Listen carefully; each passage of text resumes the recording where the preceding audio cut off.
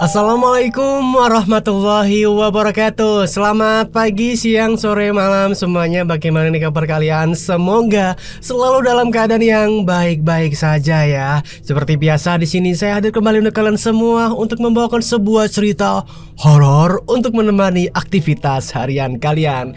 Yuk absen dulu di kolom komentar seperti biasa. Sebelum kita masuk ke dalam ceritanya, absen di kolom komentar di bawah ini gitu. Ada siapa aja nih untuk di video kali ini? Di hari ini ada siapa aja yang sudah hadir? Yuk silakan di absen. Makasih buat semuanya yang sudah selalu setia untuk hadir gitu ya. Ada Mama Esther, Mama Noval, Mama Andut, Kak Herina Ridwan, Kak Hani Bekasi yang katanya nggak pernah skip iklan mas gitu. Makasih banget ya Kak Hani.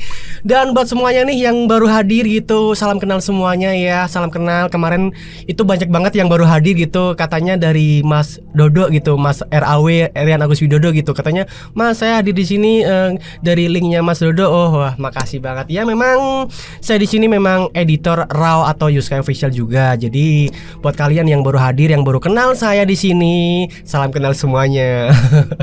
Oke, makanya tulis di kolom komentar nih dari siapa dan dari mana biar saya makin kenal dekat dengan kalian semua gitu ya. Dan untuk di video kali ini nih, di video kali ini masih dengan cerita yang sama, yaitu rumah hantu di perkebunan karet. Nah, saya nggak salah nyebut lagi nih, karena kemarin tuh sempat nyebut salah judul gitu ya, karena memang lupa dan memang ya gitulah gitu. Apa yuk?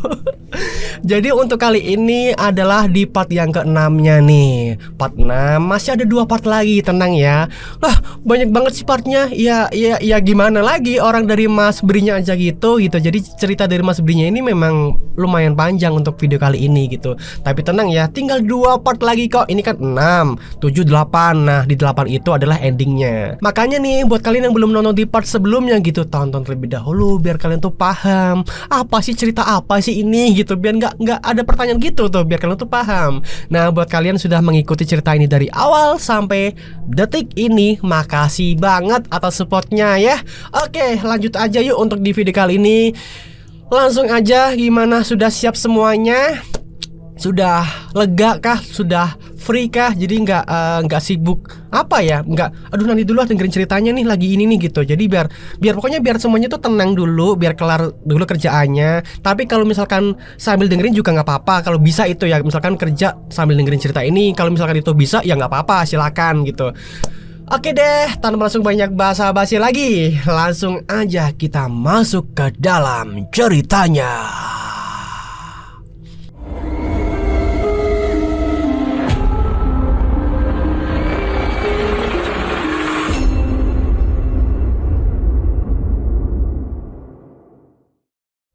Satu lagi, rentang bagian kisah seram prequel Rumah Hantu di Perkebunan Karet terungkap. Seramnya makin menjadi, ngerinya sampai ke hati. Simak ceritanya di sini di channel Dimensi Mimpi. Gemuruh mulai terdengar. Langit yang sejak tadi sudah kelihatan gelap sekarang makin menghitam. Masih jam 5 sore. Seharusnya matahari masih menyinari dataran bumi, tapi enggak kali ini. Ditambah rindang pepohonan, suasana gelapnya makin menjadi. Kayuhan Yudar pada pedal sepeda makin cepat, sambil sesekali melirik ke atas, berharap gelayutan air di awan jangan dulu tumpah. Duh, semoga keburu sampai rumah sebelum hujan. Yudar berharap begitu. Bukan tanpa sengaja, kalau masih dalam perjalanan pulang ke rumah di penghujung hari seperti ini. Memang sudah jadi kebiasaan rutin kalau setiap hari Selasa Yudar menjual hasil kebun ke kota, sekalian juga membeli keperluan rumah. Tapi mungkin hari ini sedikit di luar kebiasaan. Biasanya paling telat jam 4 Yudar sudah di rumah. Tapi kali ini kebetulan tadi sempat bertemu dengan teman sekolah dan berbincang hingga lupa waktu. Sudah beberapa kali Yudar berjanji kepada neneknya untuk nggak akan pulang terlalu sore seperti ini. Dia berjanji sebelum jam 4 sore sudah sampai rumah. Tapi ya itu tadi, hari ini Yudar lupa waktu lagi. Akibatnya dia harus menemui jalan pulang berbalapan dengan turunnya hujan. Sesekali kilatan cahaya petir mulai muncul mengagetkan mata. Walaupun hanya sepersekian detik, cukup mengubah gelap jadi terang. Rentang pandang jadi bisa melihat isi hutan. Tentu saja, gemuruh suara petir langsung muncul menggelegar beberapa detik setelah kilatan cahayanya. Yudar makin cemas melihat itu semua. Jalur pulang dari kota ke desa memang cukup menantang. Yudar harus menembus rindangnya pepohonan di hutan pedalaman, ditambah kontur jalan tanah yang banyak tanjakan turunan. Kanan kiri dipenuhi semak belukar yang kadang tingginya lebih dari tubuh orang dewasa. Kalau ditambah hujan, otomatis jalanan akan jadi licin kan. Nah, gak ada angin sama sekali, semua pepohonan nyaris diam tanpa pergerakan. Sementara langit makin gelap, sepertinya awan gak bisa lebih lama lagi menahan air. Benar, akhirnya rintik hujan mulai berjatuhan, sedikit demi sedikit. Tetesan air sesekali jatuh di tubuh Yudar. Wajah dan tangan gak tertutup pakaian yang paling pertama merasakannya. Yah, mulai gerimis, keluh Yudar. Ya, akhirnya hujan mulai turun. Ketika Yudar masih jauh dari rumah di tengah hutan belantara. Kayuhan masih tetap cepat, namun kali ini Yudar harus tambah jeli dan berhati-hati karena jalanan mulai basah. Gerimis kecil berangsur berubah jadi agak besar, tapi walaupun begitu Yudar memutuskan untuk terus melanjutkan perjalanannya. Gelapnya keadaan dan situasi yang gak memungkinkan untuk menyalakan obor membuat Yudar hanya mengandalkan naluri dan ingatan untuk menyusuri jalan. Tapi kilatan cahaya petir yang sesekali muncul bisa menerangi gelap sepersekian detik, cukup membantu dong untuk penglihatannya. Dan benar, gerimis mulai berubah jadi hujan sedang ke besar. Buliran air yang sebelumnya kecil berganti jadi guyaran deras. Tubuh dan pakaian mulai basah dong, namun gak juga menyurutkan niatnya untuk terus melanjutkan perjalanannya. Selama masih bisa melihat jalan, Yudar gak akan berhenti mengayuh sepedanya. Singkat cerita nih, hujan deras kan. Nah, kilatan-kilatan cahaya terus muncul dari langit. Gemuruh petir bersahutan. Seringkali Yudar menyeka wajahnya, membersihkan mata dari air untuk memperjelas pandangannya. Menurut perhitungannya, gak akan lama lagi sampai di Sindang Hulu setelah sudah cukup lama berjalan menembus hutan. Makanya dong, dia memutuskan untuk gak berhenti berjalan untuk berteduh menghindari derasnya hujan. Tapi nih di sini, sepeda gak bisa berjalan cepat ketika hujan lebat seperti ini. Gak mungkin kan? Sialnya, niat Yudar untuk cepat sampai rumah jadi makin terhambat oleh keadaan. Hujan bukannya mereda, malah makin besar dan deras. Yudar semakin tersiksa. Ditambah hari sudah gelap total, jadi dia makin gak bisa melihat jalan. Sampai akhirnya pada suatu bagian jalan yang menurun, sepeda terpleset. Yudar jatuh terjerembab. Ya gak ada luka sih, syukurlah. Tapi memaksa Yudar untuk harus berhenti sebentar. Gila, hujannya deras sekali nih. Aku jadi gak bisa melihat jalan. Begitu pikir Yudar. Tapi memang begitu adanya. Keadaannya memang seperti itu. Sama sekali Yudar gak bisa melihat jalan. Sepertinya aku harus berhenti sebentar, menunggu hujan sedikit reda. Nah, melihat sekitar, Yudar mencoba mencari tempat untuk berteduh, tapi tanpa hasil. Di sekelilingnya hanya ada pepohonan doang. Ya sudah, Yudar pun akhirnya memilih untuk berteduh di salah satu pohon besar yang jaraknya sekitar 10 meter dari jalan. Kemudian dia berjalan sambil mendorong sepeda menuju pohon itu. Untungnya, di dekat pohon besar ini ada beberapa pohon pisang. Dengan begitu, Yudar bisa mengambil daunnya untuk dijadikan payung darurat. Dalam keadaan hutan yang sedang hujan lebat, di bawah pohon besar nih, Yudar berpayung daun pisang. Beberapa saat lamanya Yudar berdiam seperti itu, sambil terus berharap hujan akan reda. Tapi ternyata cukup lama, hujan terus lebat dan malah lebih deras. Mungkin kira-kira 1 jam. Mulai reda ini, syukurlah. Melihat intensitas air yang turun mulai berkurang, Yudar berniat untuk melanjutkan perjalanannya lagi. Dia langsung berjalan sambil menuntun sepedanya menuju jalan setapak. Sementara kilatan-kilatan cahaya langit masih sering muncul diiringi gemuruh petir yang suaranya gak sekeras sebelum hujan tadi. Kilatan-kilatan petir yang sesekali muncul itu sedikit memberi penerangan, meluaskan penglihatan jadi bisa memandang agak jauh. Kilatan-kilatan cahaya inilah yang akhirnya jadi awal dari pemandangan seram yang akan Yudar lihat dalam beberapa menit ke depan. Iya benar, pemandangan seram. Ketika sedang berjalan mendekat ke jalan setapak, tiba-tiba kilatan cahaya petir menerangi seisi hutan. Keadaan yang gelap pekat jadi terang walau hanya sepersekian detik. Ketika kilatan cahaya menerangi pertama kali, Yudar merasa kalau ada sosok yang sedang berjalan di kejauhan di sisi sebelah kanan dari tempat Yudar sedang berdiri. Tapi saat itu dia belum bisa melihat dengan jelas karena hanya sepersekian detik. Nah, karena penasaran nih, Yudar lalu berhenti sebentar untuk coba lebih memperhatikan lagi siapa yang sedang berjalan itu. Mungkin saja itu orang lain yang kebetulan menuju jalan sama dengannya. Yudar berharap seperti itu sih. Tapi beberapa detik kemudian, kilatan cahaya petir muncul lagi. Kali ini agak lama, 2 atau 3 detik. Waktu yang cukup membantu Yudar untuk melihat dengan jelas. Setelah kilatan itu, Yudar malah kemudian mundur perlahan menjauhi jalan setapak, mendekat lagi ke pohon besar yang jadi tempat berteduh sebelumnya. Ada apa ini? Ternyata ada yang membuat Yudar tiba-tiba jadi ketakutan. Ketika sedang berada di pinggir jalan tadi, ketika ada cahaya kilatan petir, beberapa detik Yudar melihat dengan jelas bentuk dari sosok yang sedang berjalan itu. Sosok itu sangat menyeramkan buat Yudar. Kelihatan dari bentuknya, Yudar merasa kalau dia pernah melihat sosok ini sebelumnya. Sosok tinggi besar, hitam seperti bayangan. Iya, bentuknya sama persis dengan makhluk menyeramkan yang Yudar lihat beberapa hari yang lalu ketika pulang dari rumah Umay. Karena itulah Yudar jadi sangat ketakutan, lalu memutuskan untuk menunda pulang, memilih untuk menjauhi jalan. Sementara hujan masih turun walau nggak deras, Yudar pun akhirnya kembali berada di bawah pohon besar itu. Namun kali ini dia berdiri di belakangnya karena untuk bersembunyi. Kilatan-kilatan petir jadi semakin sering. Entah kenapa cahayanya membuat Yudar bisa terus memperhatikan situasi, mengintip dari balik pohon. Tubuh Yudar gemetar ketika akhirnya tebakan dia sebelumnya ternyata benar. Ada sosok seram yang sedang berjalan menyusuri jalan setapak. Oh bukan, ternyata sosok tinggi besar itu bukan sekedar berjalan, tapi bergerak melayang, namun kakinya tetap bergerak layaknya orang sedang melangkah. Kali ini Yudar melihatnya sangat jelas. Tinggi besar, mengenakan jubah panjang berwarna gelap, sungguh sangat menyeramkan. Sosok ini bergerak menyusuri jalan menuju desa Sindang Hulu, tujuan Yudar pulang.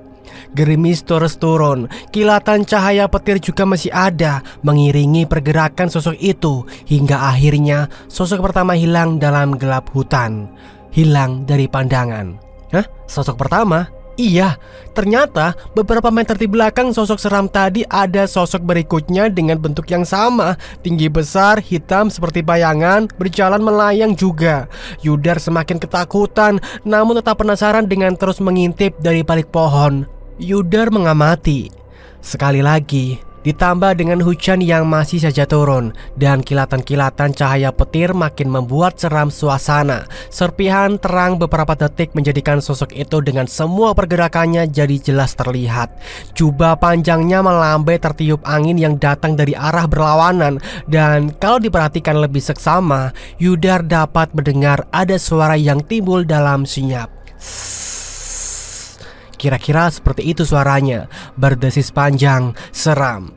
Sosok kedua sama persis dengan yang pertama, berjalan terus ketika melintas di depan Yudar, sampai kemudian beberapa belas detik kemudian menghilang juga dari pandangan, tertutup gelap rimba alam. Nafas Yudar masih tertahan, tangannya beberapa kali mengusap wajahnya sendiri, menyeka air bercampur keringat yang jatuh membasahi.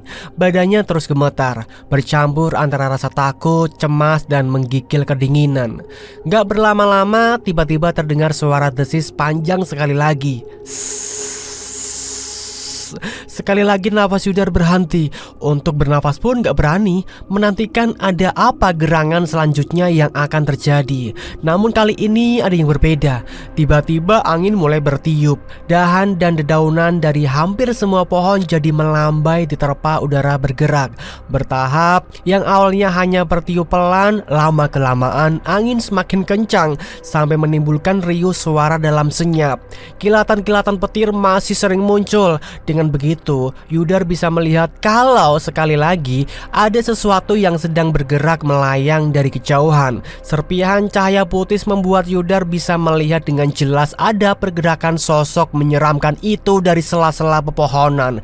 Jubah panjangnya bergerak tertiup angin, perlahan dia terus melayang dari arah kanan menyusuri jalan setapak. Nafas Yudar terus tertahan sampai akhirnya sosok ini tiba-tiba sudah berada persis di depan Yudar yang masih terus mengintip dalam diam. Berbeda dengan dua sosok sebelumnya, yang satu ini tubuhnya lebih besar, lebih tinggi, lebih menyeramkan tentunya. Yudar mulai menangis pelan, rasa takut sampai di titik maksimal ketika melihat kalau sosok tinggi besar ini malah berhenti tepat di depannya. Ya, dia berhenti. Diam, tapi dia masih melayang. Lalu perlahan kepalanya bergerak ke kiri, menoleh pelan ke arah pohon besar yang di belakangnya ada Yudar. Sosok seram ini seperti menyadari akan keberadaan Yudar. Dia menatap dalam gelap. Gak tahu harus berbuat apa, Yudar malah tetap terus mengintip. Beberapa saat lamanya mereka saling bertatapan. Dalam remang gelap, akhirnya Yudar dapat melihat cukup jelas wajah dari makhluk menyeramkan ini. Kilatan cahaya petir membantunya menatap garis wajah seram yang gak akan pernah dia lupakan. Wajah kusam dan kelam, dua matanya menyala berwarna merah redup, memperhatikan. Ya Tuhan, tolong aku. Yudar menangis berdoa, sementara suara desis panjang masih terdengar. Gemuruh suara petir mengiringi rentang waktu mengerikan ini, membuat Yudar yang tadinya berdiri jadi jatuh terduduk, menunduk, gak lagi mampu untuk mengintip menyaksikan. Yudar pasrah, telapak tangan mengeriput pucat. Tubuh Yudar menggigil kedinginan. Hujan terus turun mengguyur membasahi badan. Angin mendadak berhenti bertiup. Tiba-tiba hening sunyi di tengah suara turun air yang masih gemercik. Kilatan cahaya petir masih muncul sesekali, masih berposisi duduk. Perlahan Yudar memberanikan diri untuk mengintip sekali lagi, melihat situasi. Sepi, jalan setapak sudah kosong. Makhluk seram itu sudah gak kelihatan lagi. Yudar menghela nafas panjang, nafas yang tertahan sejak tadi. Yudar bangkit dari duduk. Dengan sedikit keberanian, Yudar mulai berjalan sambil menuntun sepeda, mendekat kembali ke jalan setapak. Jalan tanah basah terlihat kosong sejauh mata memandang, berbatas gelap dan rindang pepohonan. Yudar belum berani menaiki sepedanya, masih mendorong berjalan kaki sambil terus memperhatikan keadaan. Sangat berhati-hati dalam melangkah, licinnya jalan membuatnya khawatir terpeleset lagi. Ditambah dia nggak mau kalau nanti harus bertemu lagi dengan tiga sosok menyeramkan itu, karena sepertinya mereka menuju arah yang sama, Desa Sindang Hulu. Yudar sudah sangat hafal jalur jalan pulang ini. Banyaknya belokan, tanjakan, dan turunan sudah dihafal di luar kepala. Makanya Yudar tahu ketika sudah mulai mendekati batas desa. Tinggal 2 belokan lagi, setelah itu sampai di batas desa. Begitu pikir Yudar, merasakan sedikit kelegaan karena sebagian doanya terkabul. Di sisa perjalanan, dia nggak menemui lagi peristiwa seram itu. Batas bagian timur Desa Sindang Hulu ditandai dengan 2 pohon jati yang sangat besar, masing-masing berdiri di kanan dan kiri jalan, terlihat seperti gapura. Menurut cerita turun-temurun, pohon jati ini sudah ada sangat lama. Memang sengaja ditanam sebagai penanda batas desa. Walaupun dalam keadaan gelap malam, ditambah gerimis kecil yang masih terus turun, ternyata perhitungan Yudar tepat. Beberapa puluh meter di depan sudah terlihat 2 pohon jati. Melihat itu, Yudar langsung menaiki sepedanya lalu mengayuh cepat-cepat. Yudar yakin kalau ini sudah mendekati tengah malam. Ketika sudah melewati batas dan memasuki wilayah desa, keadaannya sangat sepi. Sama sekali gak ada terlihat penduduk yang warawiri, layaknya pemukiman mati. Rumah Yudar letaknya di sisi desa sebelah barat, maka dari itu dia masih terus menyusuri jalan dari ujung ke ujung, melewati banyak rumah yang letaknya berjauhan satu sama lain. Suara kayuhan sepeda Yudar terdengar sendirian memecah sunyi. Gelap, sunyi. Gerimis hanya tinggal menyisakan rintik kecil. Baru setengah bagian desa yang sudah dilalui, tinggal setengahnya lagi. Makin bersemangat Yudar mengayuh, ingin rasanya cepat-cepat sampai rumah. Peluh mengucur deras, membasahi tubuh dan pakaian yang belum juga kering. Karena kehujanan tadi, sepoi angin bertiup dari arah berlawanan menerpa wajah Yudar. Dingin sekali rasanya. Tiba-tiba terdengar suara itu lagi. Degup jantung seperti berhenti tiba-tiba. Yudar gak harus berpikir bertanya-tanya dari mana suara itu berasal, karena sudah sangat yakin kalau sumber suara berasal dari arah belakang. Kalau memang dugaan Yuda benar, maka dia sedang diikuti oleh sosok menyeramkan itu.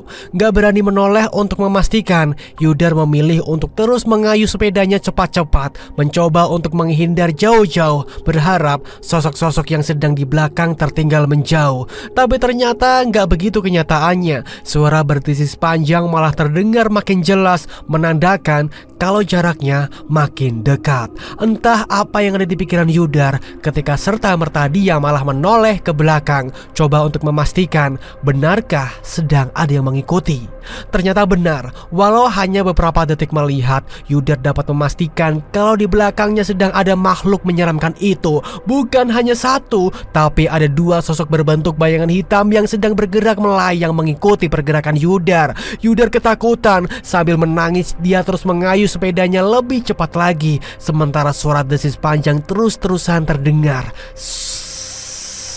Sekali lagi Yudar menoleh, namun dua sosok itu masih terus saja mengikuti. Gak terasa Yudar sudah hampir sampai di depan pemakaman umum. Pemakaman besar yang biasa dipergunakan oleh penduduk dari 3 desa terdekat. Dari pemakaman ini, rumah Yudar berada gak jauh lagi. Beberapa belas meter di depan akan sampai di depan gerbang masuk pemakaman. Pemakaman gak berpagar, hanya beberapa tumbuhan setinggi pinggang yang menjadi batasnya. Nah, ketika sudah mulai melintasi pemakaman inilah, sekali lagi Yudar melihat ada pemandangan aneh yang menyeramkan.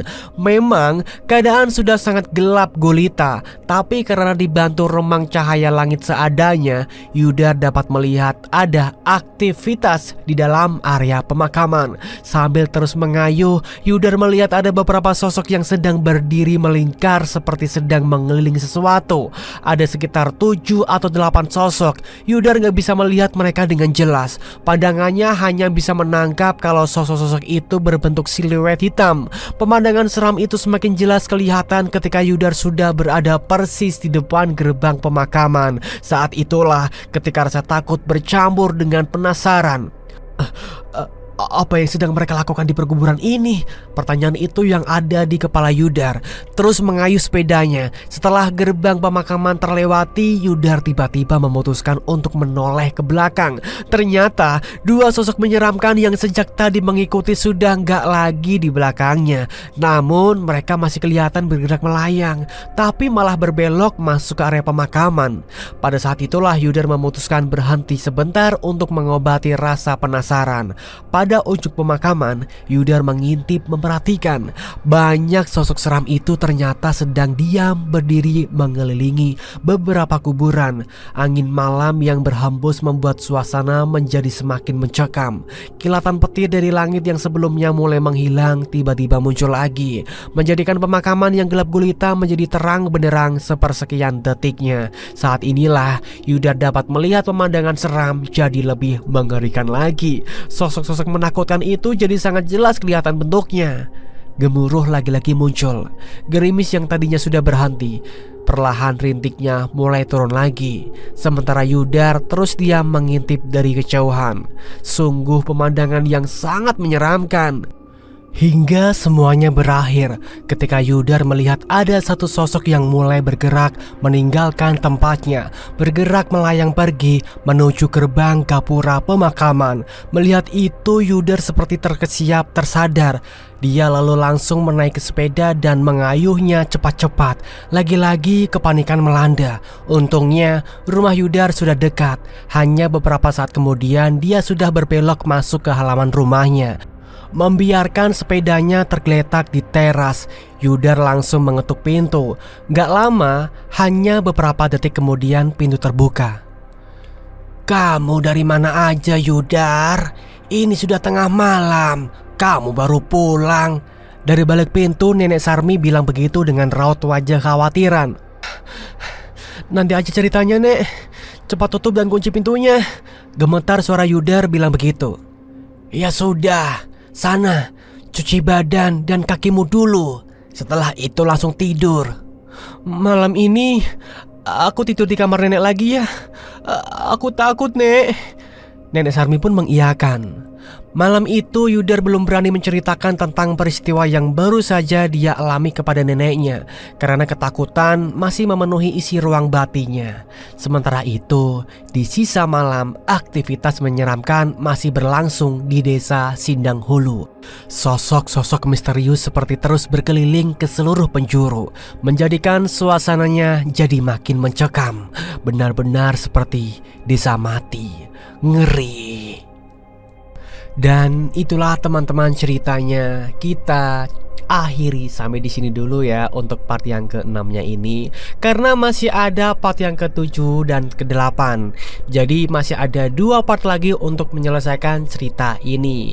Jadi buat kalian yang penasaran akan kelanjutan ceritanya, tetap apa yo? Tetap stay terus di channel Dimensi Mimpi ya. Selalu betah di sini biar kalian makin banyak, makin dapat cerita-cerita seru lainnya, cerita horor tentunya. Jadi untuk di bulan Ramadan kali ini memang episodenya episode yang ini ya, rumah hantu di perkebunan karet. Jadi tinggal dikit lagi ya, tinggal 2 episode lagi nih. Sabar, tinggal 2 episode lagi kita akan selesai ceritanya. Dan nanti akan ada cerita-cerita yang lebih menyeramkan lagi untuk kalian dengarkan. Jadi saya ucapkan terima kasih buat kalian semua yang sudah mendengarkan cerita ini dari awal sampai akhir. Makasih banget, terutama untuk kalian semua yang sudah mendengarkan ceritanya dari part 1 sampai part yang ke-6 ini. Wah, keren banget kalian. Makasih atas supportnya ya. Terima kasih kakak-kakakku, abang-abangku, adik-adikku, teman-temanku semuanya dari manapun berada. Ya makasih banget. Absen dong di kolom komentar ya, biar saya di sini makin enak, nggak salah nyebut gitu ya. Ada Kak Erlina, Kak Hani gitu.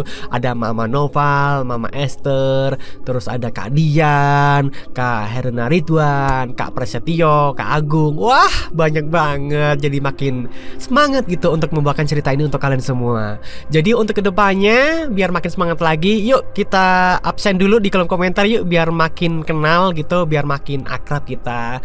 Oke, mungkin itu aja ya. Kita akan bertemu lagi di besok. Saya di sini mewakili tim Dimensi Mimpi mengucapkan terima kasih dan wassalamualaikum warahmatullahi wabarakatuh. Ingat ya, hidup hanyalah ilusi.